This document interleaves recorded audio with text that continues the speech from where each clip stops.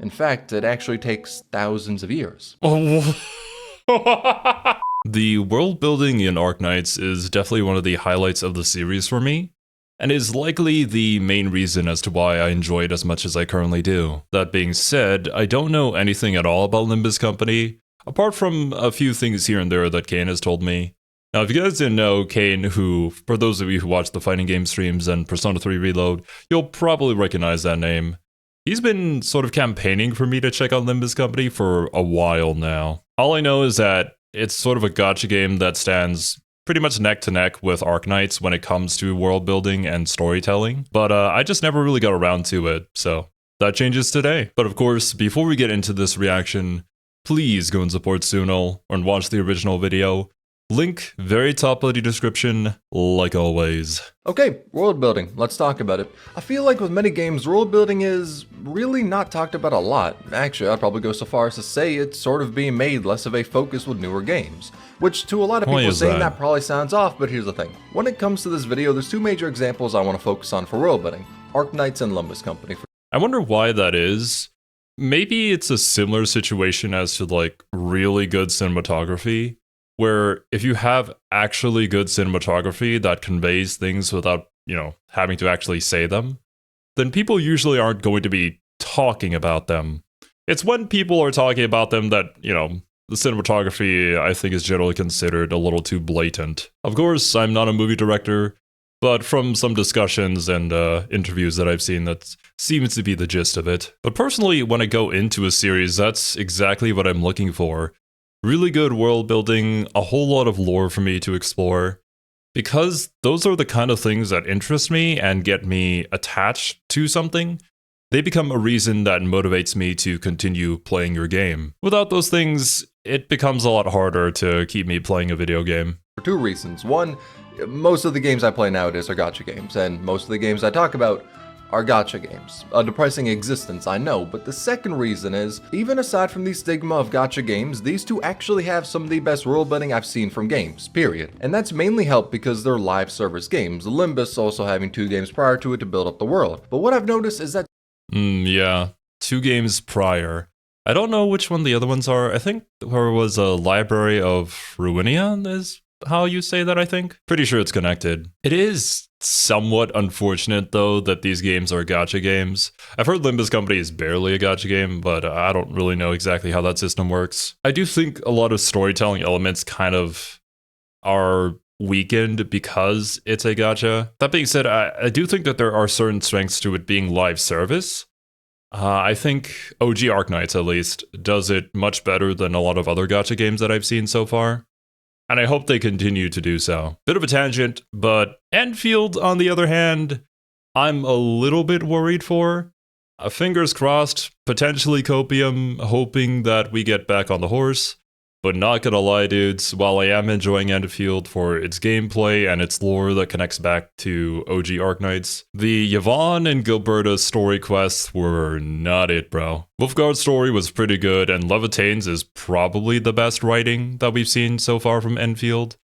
I do hope that the main story quest starts to get back to, actually important things and some of the more nitty-gritty stuff that we're used to from OG Arknights. As it currently stands, with the way the story is going, it's kind of hard for me to believe the Endman was, that man who was there to rebuild civilization from basically nothing. And going out on dates with girls that we barely know but who know us very well is all good and dandy, but it's not my cup of tea. I guess to summarize my thoughts about the main story, I wish I felt that it was a sort of like grim, dark situation where humanity is barely hanging on and trying to survive each day.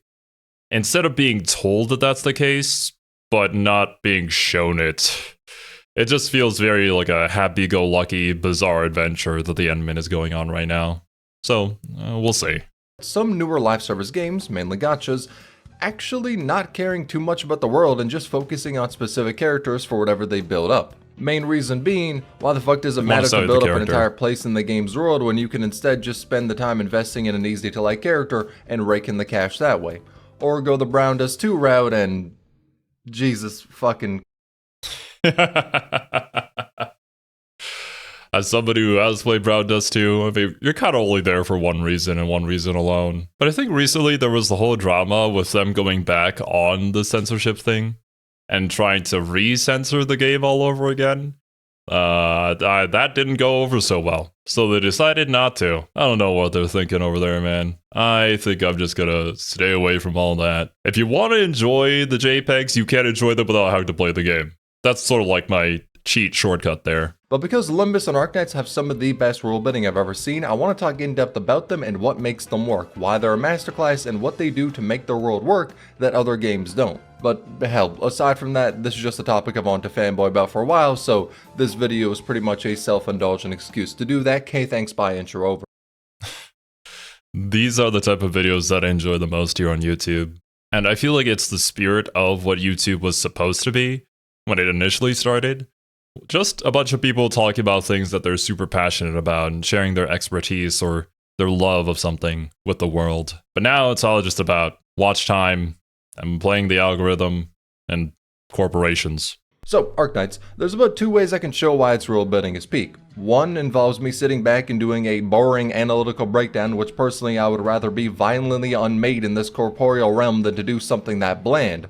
While the other involves me rambling on about the lore like a madman, which perfectly shows just why it works. So I'm gonna do the second one because it's way more fun. Now be prepared for a rant, but this rant is the best showcase I can give of the world. Arknights has an entire world map for the setting of the game, Terra, and all the places on the map are actually different. Like, the difference between Columbia and Sargon is in generic RPG Town 101 versus generic RPG Town 102.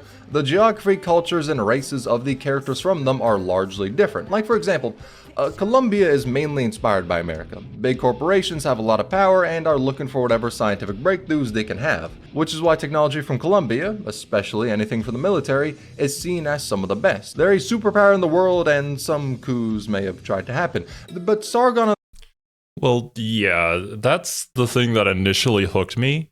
If I recall correctly, during the very first video that we ever checked out in regards to Arknights lore, I was shocked at how many different genres were fit into the same story. Like, each individual place in this world could be its own self-contained world where an entire series is built upon, and yet they're all here together in a mishmash that somehow ends up working. This much grander scale of storytelling is just something I'm fascinated by, probably due to the fact that things are so different, and I just really want to see how they would interact with each other, clash against each other, or come together to work on something. On the other hand is, instead of being this big industrial area, very diverse. There's some places ran by royalty and all that, but the rural areas are just tribes, and the technology is...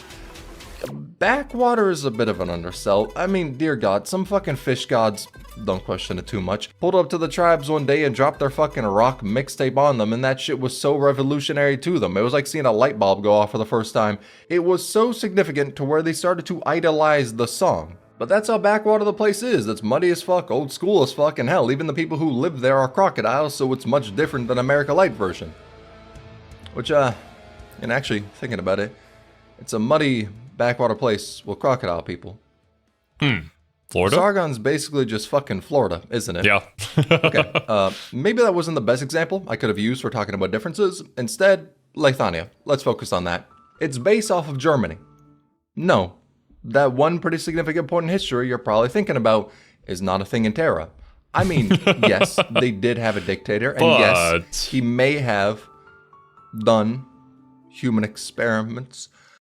Okay, look, the Witch King is kind of base, though. Yes, he did horrible things, but with that power, he's actually doing something with it. I guess, in the afterlife? Or in a separate dimension?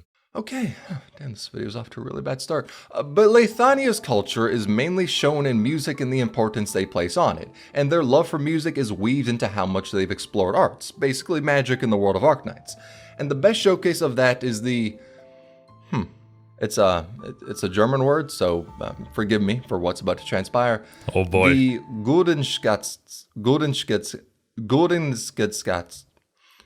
That is a piece of music made from Originium Arts that is Lithuania's national anthem and binds everyone of the country under one nationality. And that's Yep. honestly an We undersell. learned about this. The Golden Movement has had, over years, more and more added to it from Lithanians to where it helped mold the culture, morals, and even the politics. And because for countless years this same Song of Arts was built up, it became nearly impossible to fully perform due to the length, which shows how important the song was to the entire country, Lithania, built off of 10 nations, I mean, essentially nations, probably closer to something like states coming together, all holding a copy of the song, all under that same banner. However, Lithania didn't remain as 10 states in total, because in the year 1967, Siracusa, imagine Italy with the weather of Britain and it's pretty much run by the mob, split away from Lithania to become their own sovereign nation, and as an act to show their sovereignty, they ripped apart their copy of the movement. So basically imagine if every state had their own copy of the Declaration of Independence and California wanted to become its own country, so they publicly ripped it to shreds. As you would imagine, that does not sit well with all the other states a part of Lithania, which caused a war due to that act of treason, and the Golden Song was broken. Because of this, Lithania was in a state of chaos, until the Witch King, the dude that later goes crazy and maybe does human experimentation, don't question it too much, rebuilt the song. He literally just walked in and fucking soloed that shit. The most complicated song in the history of the world, Basically. and he himself rewrote it, rebuilt it, and recognized Siracusa as its own sovereign nation. Now, because Siracusa split off from Lithanian culture, they were kind of left off on their own to really market an identity, and because of this, some other cultures found their way into Siracusa. Like, their laws and all that were really inspired by the Colombian system, but their faith was also heavily influenced by Laterano. What is Laterano? Imagine the Vatican. It's a hyper-religious. And there you go. This is what I was talking about earlier. It is just so interesting to see how these places came to be from all these different interactions and points in history. I'm not exactly the kind of history buff who can remember particular details about certain events, the exact timing of them, and how they affected other things, but I think I'm more just fascinated by the connections themselves to how things came to be. Nation mostly inhabited by the Sanctum. Unsurprisingly, them bitches got halos and wings. Now, there are other races in Laterano, but they're mostly not, like, okay, they're not, like, outright there the bird people too? discriminated against, but they do get the vibe that Sanctas are kind of just put on their own pedestal above them is sort of how the situation's looking. And the problem with that is that the main race of Laterano that aren't Sanctas are Liberi, from Iberia.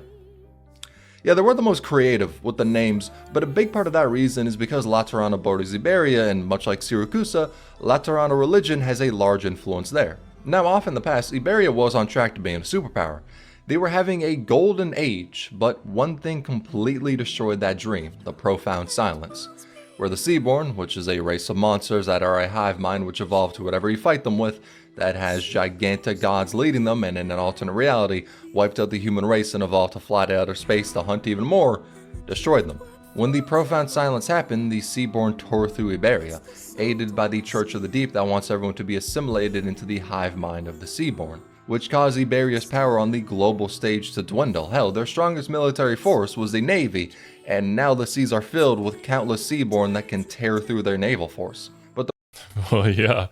We're barely or not even halfway through the video, and there's so many potential stories you can create from all these little points that we're trying to connect to each other as we're rambling along through the history of the world and the different nations and the different people. If you have good world building, I think the stories just write themselves. the profound silence wasn't actually terrible for everyone, surprisingly. It ended up helping a country called Siesta, in a way. Siesta was a trading outpost that was going to be used by Colombia to establish trade with Iberia using these seas as a way, but problem is, that sea was now filled with murderous fucking monsters that are always evolving as a hive mind, and the place they were trading to, yeah, they got fucked raw by those things, so they maybe ain't looking as lucrative as a partner as they were in the past. And because of that, Siesta used this leverage of not being the most useful asset to Colombia to retain their independence. Only problem is, Victoria immediately wanted to annex them, so they decided to fall back under Colombia's jurisdiction while still having their sovereignty. Now the question is, why did Victoria want to do that shit? Answer is, it's based off of Because they're Victoria? That's pretty much all the context you need. Yeah. Now the throne of Victoria remains empty. Asterisk, because I don't want to get into spoilers, and a lot of Victoria's current state is main story spoilers, but they have a long track record of getting into wars. The most notable one being the Battle of the Four Emperors. It was a war against the Empire of Gaul, which is inspired by France, because they pissed off pretty much all of their neighbors. They hurt the trading routes of Ursus, Yeah. which is Russia, and they helped Colombia Yeah, pissing off the Witch King was maybe not the greatest play ever. get their independence, which pissed off Victoria because originally Colombia was under Victoria's rule.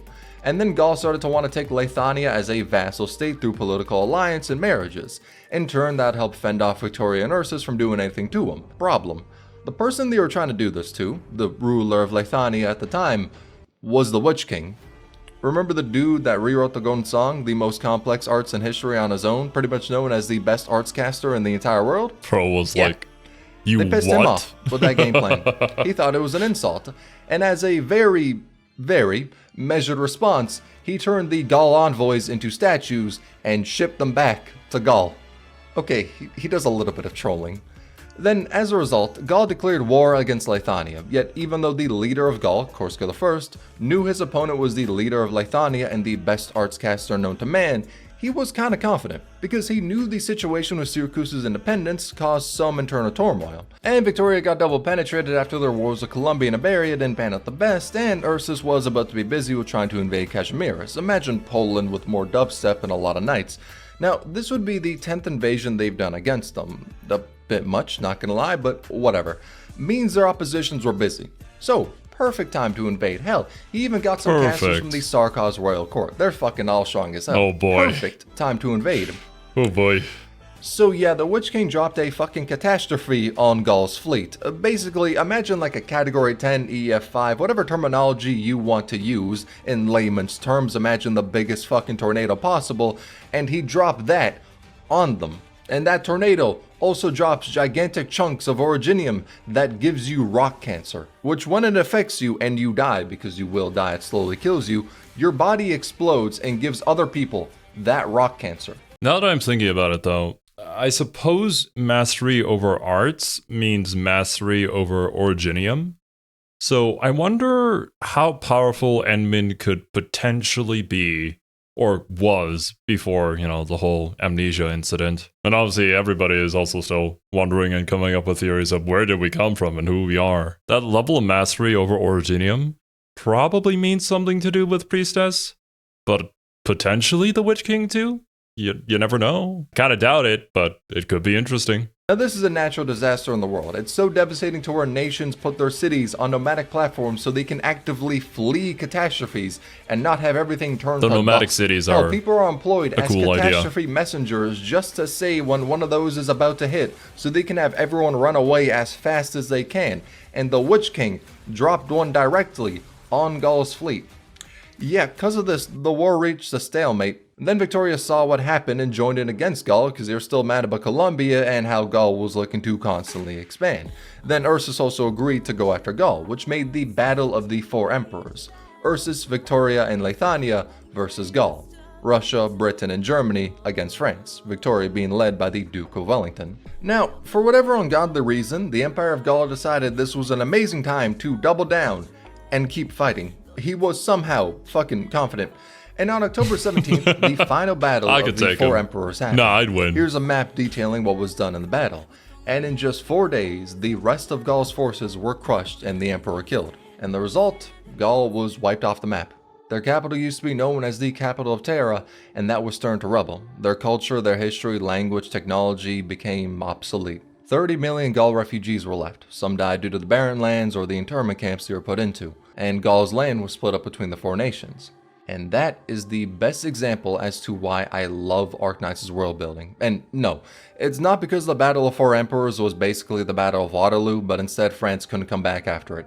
Now, I'm not saying it isn't based that terrorist France canonically got destroyed and forgotten by the world, cause that was based, but it's not the sole reason I love the world building. It's cause I was able to start talking about Lithuania and seamlessly, or at least I hope it was seamless, connect all of these different countries in Terra and say how they affect one another.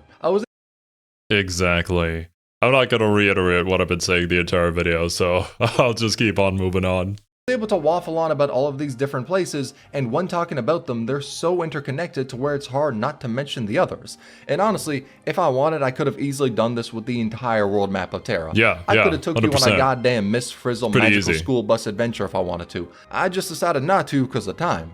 But that's what I love. It feels real in a way. The areas and nations in the world don't feel isolated from one another. It doesn't feel like, oh, for 100 years, X country did this and no one else ever once had a hand in anything. There is always an origin, because that's what a lot of stories fall into. When thinking about how to build up all of these different areas in their world, a lot of them think about that place and the vibe they want from them, which leads to those areas being built with only that area in mind. It's like they built the places in their world as very tall skyscrapers that are miles apart from one another, while something like Arknights is a city of fairly tall buildings right beside each other. Even if the places themselves are not as built up as locations in other stories, which, to be honest, not many other worlds have places as detailed in Arknights, but even if they weren't, the fact that they are all connected in the example I used prior makes the city seem much bigger than the sum of its parts, because those parts aren't isolated from one another. Instead, they're inseparable. Yet in spite of this, in terms of vibe and how they visually look, they're different as hell. You can easily tell all of the countries apart, but they still feel connected because the history of these fictional places cannot be removed from one another. It doesn't feel segmented, except for more isolated nations like Aegir, but there's plot reasons behind that. It all comes together to be a world that is greater than the sum of its parts, and it's fitting in a way. Yes, there's a lot of talk about wars or having plots to cause more, and if it ain't war on the table, there's gotta be some new political scandal to take the stage in geopolitics, cause... You could say that, but just look at human history. I feel like war and politics have kind of been the moving force throughout the entirety of human history. It's human nature. And I think the story of Arknights is meant to depict that. And in some ways, I suppose all stories are. Yeah, Terra is by and large a shithole of a world to live in, and that is what makes it feel real. It's not, oh, we wanted to make the Vatican, so we made this place full of guns and crazy people legally bombing the streets. Instead, they did that, but also realized that since a significant chunk of the world also somewhat follows Laterano's religion, they can be used as a country to foster talks of peace with others, paired with how they largely stay out of wars, minus their wars with the Sarkaz, and guess what? Laterano is a good place to hold the Summit of Nations. Enter Guide Ahead where this happens. And this interconnectedness makes the plot of Arknights so much better, because when you play an event or main story chapter and something significant happens, you know that will in turn affect the world at large. Unless an event story is really isolated to how it is on its own, which some are, a lot of the plots having far-reaching effects in the world makes it feel real. It does make it feel real, it's really cool when it happens, but it also allows for these singular stories that don't necessarily have to be a part of that sort of realistic, darker world. They can exist because a world exists. We've already built the basis for a world where many different kinds of stories can be told. Now all we have to do is tell those stories. And that, paired with literally an entire timeline about the history of Terra, with Hyperglyph even making lore books for it, shows why the world building is in a class of its own. I'll have to see if I can get one of these lore books, cause honestly, I kinda want one. If any of them are translated to English, of course. And depending on the price too. I'm not exactly made of money. And there is more to talk about why it cooks, but I actually want to switch gears to Project Moon's works. Yes, I know, it's me, Sano, the biggest Project Moon hater, actually about to compliment their games. Man, what a surprise there, ain't ever seen that one before. So Project Moon actually does world building in a bit of a different way to Arknights. Okay. Know nothing about this at all, so I'm gonna focus here. What is this game about? The series that people enjoy so much? Little preamble. These are the 3 games PM's made. They all share this. Oh yeah, Lobotomy Core. Of course. I completely forgot about it. Same world. Now the world does feel very interconnected, similar to Arknights, but what makes it feel different is it treats everything like it's already existing. Now that probably makes fuck nothing in terms of sense, but here's the thing. In Library of Verona, a character called Malkuth says she comes from a nest with no color.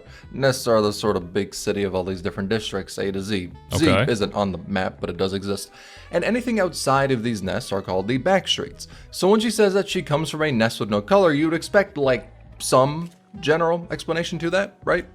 Yeah, you would have had to have waited some years because this line was never explained until Limbus Company, where you can see in T-Corp all color has been stripped away and people need to pay with time to return the color to objects.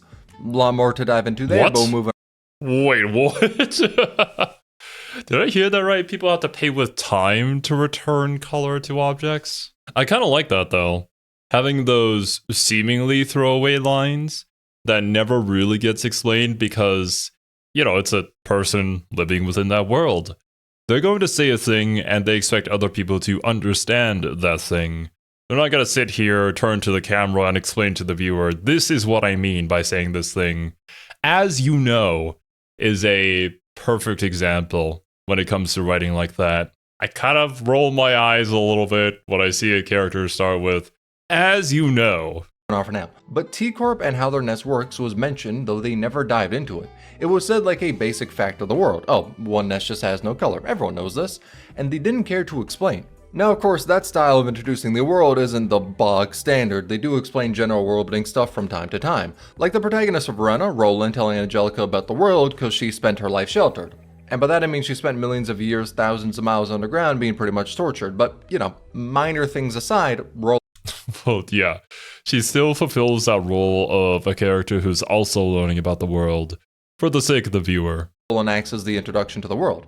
And for Limbus, Dante has amnesia, because it's a gacha game, of course the protagonist has amnesia. Obviously. But it also works as a canon way to introduce the world to the player. But it doesn't feel like stuff is popping up when we see it. The world is like they already have everything planned out and are just showing bits where it's relevant. That's not to say it's all planned out, because dear God, there's no way it is. We know they got some general planning for their works, but no way every single thing is fully mapped out. But hell, another example is Arknights.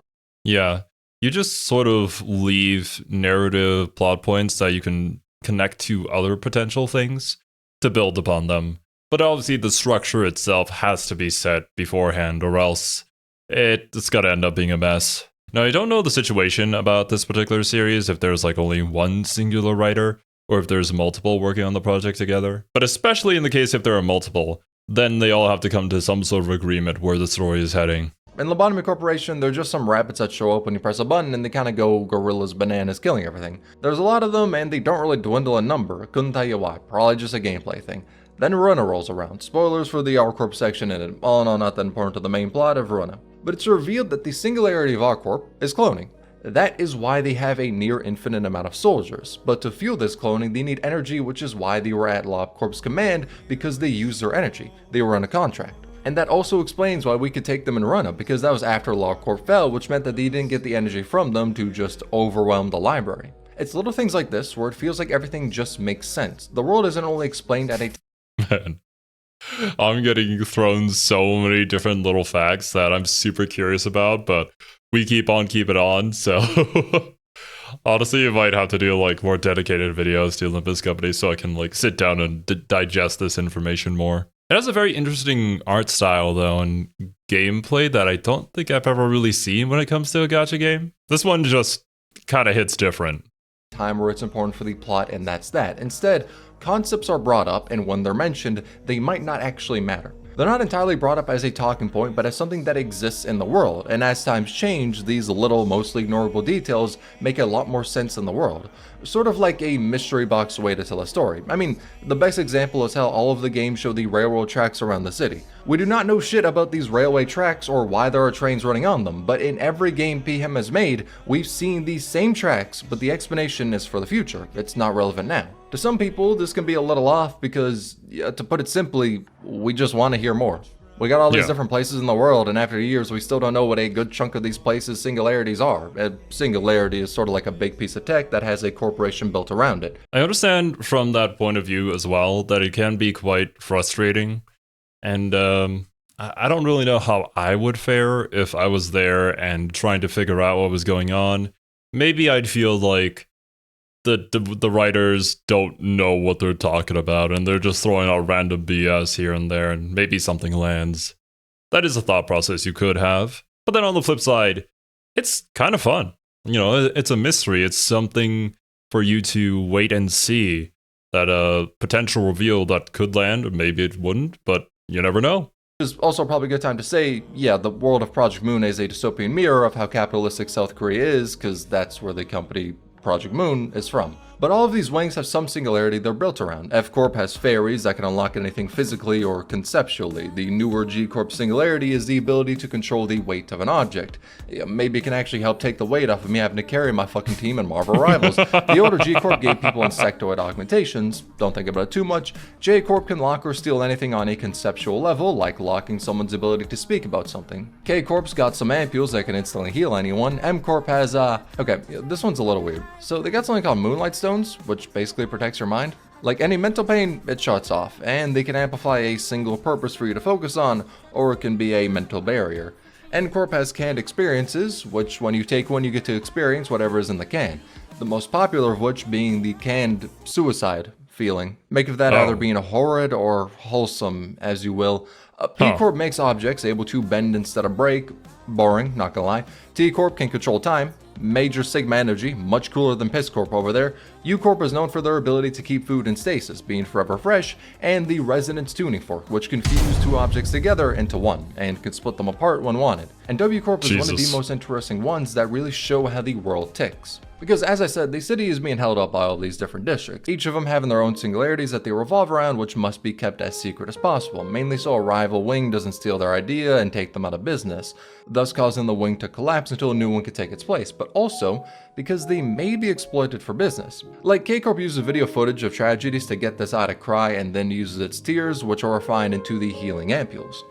What the fuck? Just make it look at tragedies, watch sad movies, keep it crying? Oh, that's really messed up, but also a pretty neat idea. Then other wings started to pick up on the fact that K-Corp seems really interested in buying footage of tragedies, so they started charging them more for it. But the case of W-Corp is interesting. So a wing fell and their technology became known to other wings, the ability to travel to a different dimension.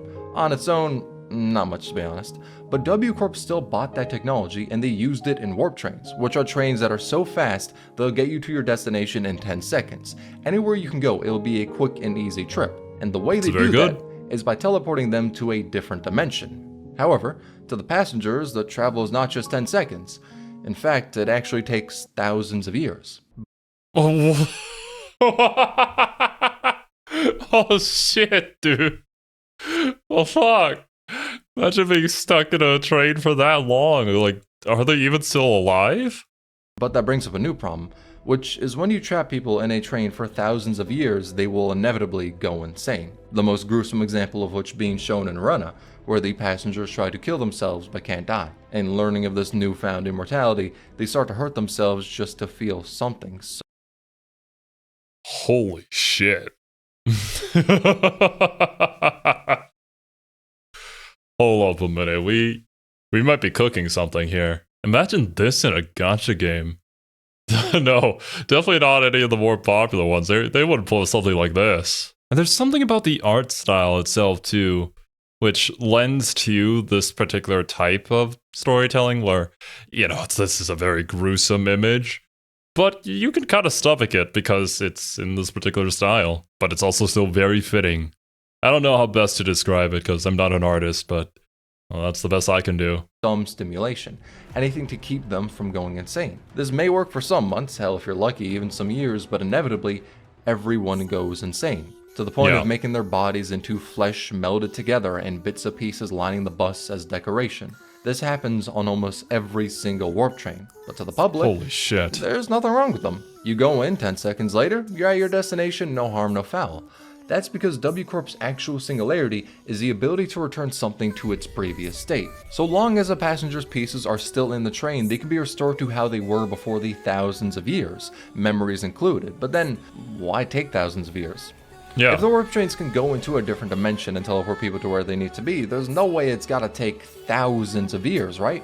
And more importantly, why don't they age or die? That's because there's a lot of mystery to this. And I wonder if this is sort of like a similar situation as to the vaults in Fallout, where they're basically taken in and used as experiments, or like social experimentation, I suppose, in order to see what happens, or maybe we're harvesting something from them, some sort of energy perhaps. But it's kind of the perfect plan because nobody would ever realize it. Because, well, it takes them 1,000 years, but when they come back out, they wouldn't know. Because W Corp uses a device from T Corp that collects time, thus helping to power yeah, T Corp's there you go. singularity, which includes the use of time. Those thousands of years are used as something to sell to T Corp. They don't need to take thousands of years, but it pays them. And the passengers can be reverted to how they were pre-torture, so no information about how terrible they are comes out. Because of this, they have protocols in place for when colored fixers, basically some of the strongest fighters in the city, take their trains.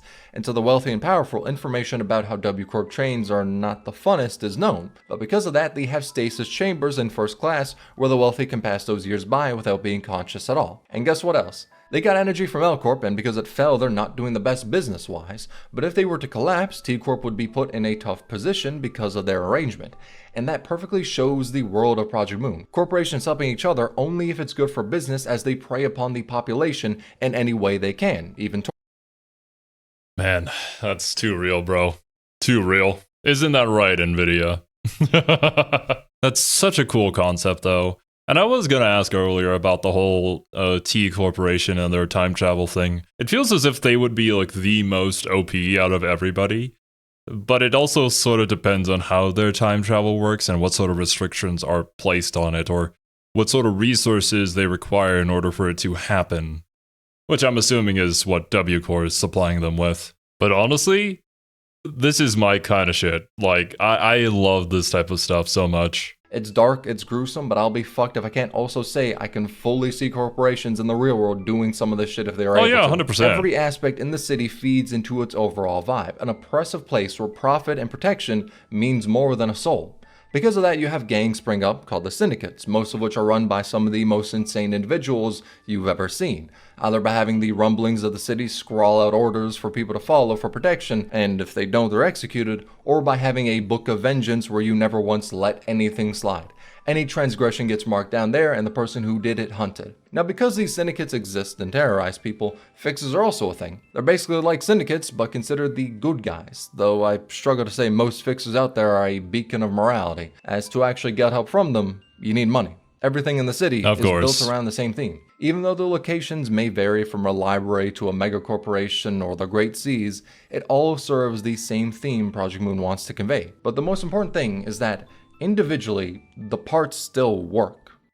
Man, I'm terrible at explaining. That sounds like a line ripped from Destiny's dog shit writing. What I mean to say is that there doesn't feel like a loose end in the world, minus the concept incinerator, which is a device that can delete concepts of things. I mean, they sort of helped handwave just how many holes that open up, but dear God, it just existing is whack.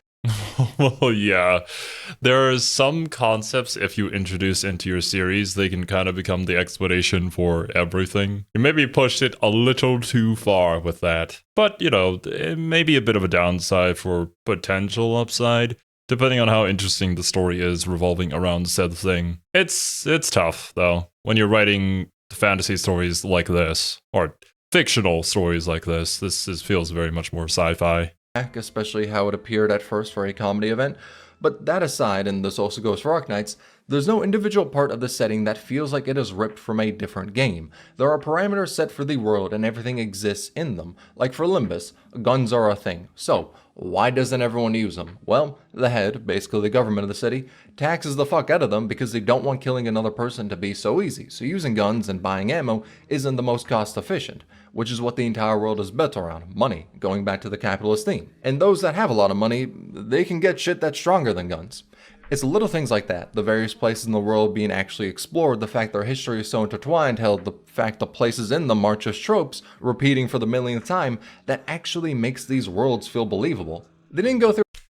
Yeah, this is really cool, and I suppose comparing this to how Arknights builds its world is also a pretty good comparison with how different they are, and yet they somehow achieve the same end result, which is an interesting world for you to explore and get attached to. A checklist to say our world is X, Y, and Z, and here is why you should care. They bring you through the world like a history teacher passionately speaking about what they love. In the case of PM's world, that history teacher was probably a sadist based on how fuck shit gets there, but to me, these little things are what makes these worlds amazing. They're believable because anything mentioned in the world is with consideration of what else is in the world. The places in them aren't built up with only that area in mind, and they don't fall for whatever generic trope people have come to hate. The world also isn't used as a plot device. There's no, oh, we need to go get the sacred hero sword, so let's go to the village that only exists for the sacred hero sword and nothing else. The people there exist for no other reason. And the overall theme of the story isn't broken for some self-indulgent want of what they want to make in an area. I'm really hoping Enfield does not become this. It's starting to see some of the signs. I hope we diverge here. We'll see.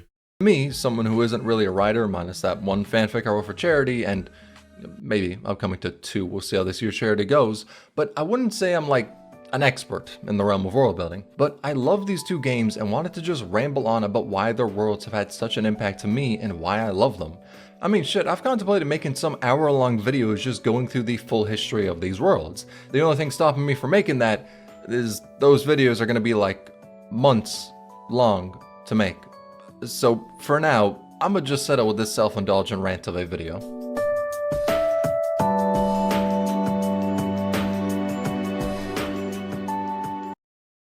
Why is this ending theme so familiar? Like, I know the lyrics, I just can't think of where it's from. No, wait. It's Persona. Persona 3, I think? But anyways, that was a really cool comparison between 2 different types of world building that still achieve a really good product. And honestly, made me so much more interested in learning about Limbus Company. Because, well, I do enjoy both fantasy and sci-fi, and the stuff that we learned about here kind of speaks to me. But of course, you know, I usually check out things that I want to learn more about and am currently interested in. So we'll see where my interests take me from here. That being said, that's going to do it for today's video. Thank you guys so much for joining me. Hope you guys enjoyed your time here and hope you have a wonderful rest of your day. And I'll catch you guys in the next one.